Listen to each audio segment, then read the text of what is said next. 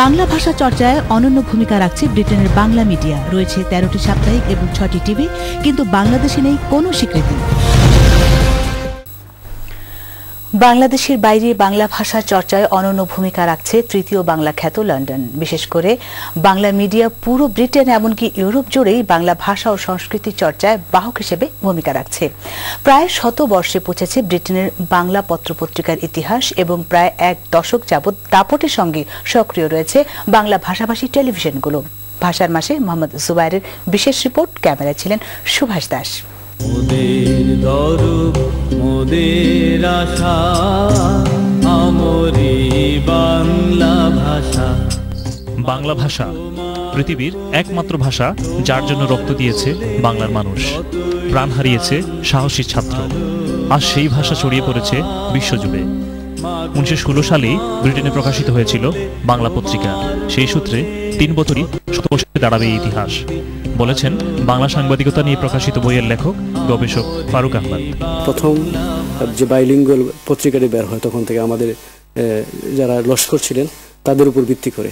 তারপরে যে পত্রিকাটা বের হয় প্রথম সাপ্তাহিক পত্রিকা, সেটা হচ্ছে জগৎ বার্তা। তারপরে দেশের ডাক, পাকিস্তানি খবর, এরপরে আমাদের সাপ্তাহিক জনমত, এবং জনমতটা এখনো টিকে আছে। শুধুমাত্র লন্ডন থেকে বের হচ্ছে 13টি সাপ্তাহিক। এর মধ্যে সবচেয়ে পুরনো জনমত এবং সুরমা ছাড়াও অন্যান্য পত্রপত্রিকাও নানাভাবে কমিউনিটির জন্য, বাংলা ভাষা এবং সংস্কৃতির জন্য সরব থাকছে। রয়েছে কয়েকটি বিনামূল্যের পত্রিকা, এছাড়াও রয়েছে ম্যাগাজিন এবং পাক্ষিক প্রকাশনা। প্রায় 20 বছর যাবৎ বাংলা মিডিয়ায় যুক্ত থাকা সাপ্তাহিক পত্রিকা সম্পাদক এমদাদুল হক চৌধুরী বলেন, কমিউনিটির আন্দোলন সংগ্রামের প্রাণ হচ্ছে বাংলা ভাষায় পরিচালিত এই মিডিয়া। এটা এখানকার সামাজিক বিভিন্ন সাফল্য হোক, সামাজিক বিভিন্ন ক্যাম্পেইন হোক, আমাদের বিভিন্ন ইস্যুতে আমরা যখন কথা বলি, আমরা যখন ক্যাম্পেইন করি, এবং এই আমাদেরকে বুঝতে হবে যে এই এখানকার বাংলা মিডিয়ার যেটা আমরা শক্তিশালী হিসেবে দাবি করি, সেটা গড়ে উঠেছে বাংলা ভাষার উপর ভিত্তি করে। ইউরোপ জুড়ে প্রচারিত লন্ডনের 6টি টেলিভিশনের মাধ্যমে কমিউনিটির ঘরে ঘরে পৌঁছে গেছে বাংলা ভাষা এবং সংস্কৃতি। বাংলা পত্রিকার যে যারা মালিক ছিলেন, তারাই একসময় দেখা গেল যে এখানে বাংলা টেলিভিশনের জন্ম দিয়েছেন।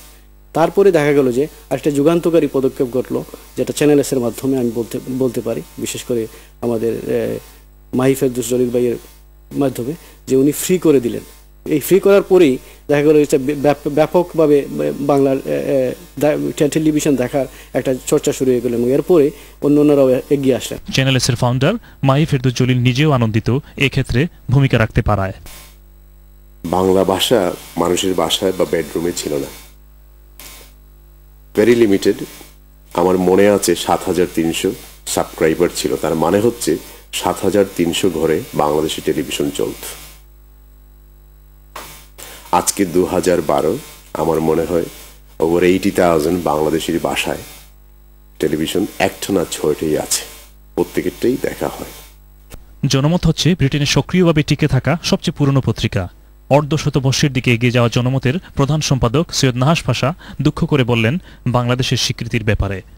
এটা অত্যন্ত দুঃখজনক যে বাংলা ভাষার প্রসারের জন্য এই প্রবাসে কোনো প্রতিষ্ঠান, কোনো ব্যক্তি অথবা কোনো ইন্ডিভিজুয়াল এখন পর্যন্ত সরকারের কাছ থেকে কোনো ধরনের স্বীকৃতি পায় নাই, এবং ইতিহাসেও এটা কোনো স্থানে আমার মনে হয় না যে লিপিবদ্ধ হচ্ছে বলে যে বাংলা ভাষার প্রসার, প্রবাসীরা বাংলা ভাষার প্রসার ঘটাচ্ছেন। মাহি জলিলও মনে করেন বাংলা ভাষার এই গণমাধ্যম তথা বাংলা মিডিয়া আজ অত্যন্ত শক্তিশালী অবস্থানে পৌঁছেছে। টেলিভিশন ফ্রি রাখার কারণে বা ফ্রি স্কিম শুরু করার কারণে, এটা আমার মনে হয় যারা রিসার্চ করেন তারাই বলতে পারবেন যে এটার অ্যাচিভমেন্ট কতটুকু। আর আমরা তো এটা নিয়ে রিসার্চ করি না, বাট এটা এই ভাষায় ব্যক্ত করা যাবে না বা ভাষায় প্রকাশ করা যাবে না যে কি পরিমাণে ইমপ্রুভমেন্ট হচ্ছে। Mohammad Zubair, channel S news, London.